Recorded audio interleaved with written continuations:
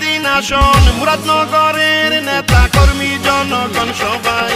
এই মাটির কৃতি সন্তান কায়কোবাদ ভাই, কায়কোবাদ ভাইয়ের জন্য দোয়া সমর্থন চাই। কুমিল্লা তিন আসনে বিএনপির মনোনীত প্রার্থী আমরা যাকে চাই।